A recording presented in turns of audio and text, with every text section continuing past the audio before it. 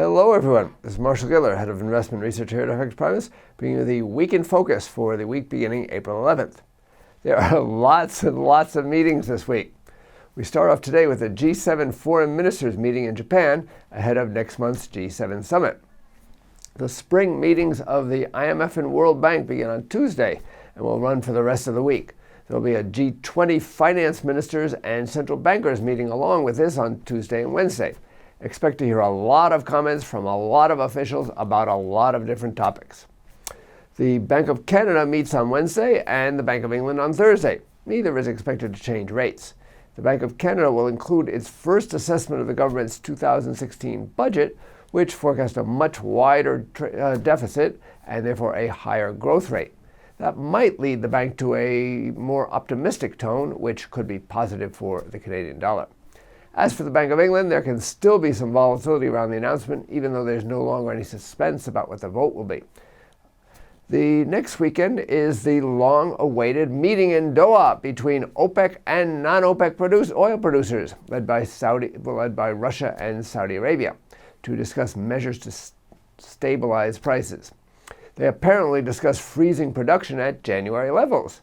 But since January levels were far above global requirements, and also above what they can sustainably produce for any length of time anyway, that's not really saying much. Expect a lot of market-affecting comments as participants stake out their positions ahead of the meeting. The most important data this week will come out of China. We have CPI today, trade balance on Wednesday, and several on Friday, including industrial production, retail sales, fixed asset investment, and the all-important first quarter GDP figure. The GDP data are expected to show a steady slowdown in growth in line with the government's forecast for this year. For the U.S., there's the usual array of Fed speakers, plus the Beige Book on Wednesday and the Empire State Manufacturing Survey on Friday. Other important indicators include retail sales, CPI, industrial production, and the Union of Michigan consumer sentiment.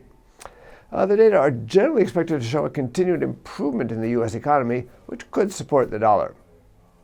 For the EU, industrial production on Wednesday is the only major indicator.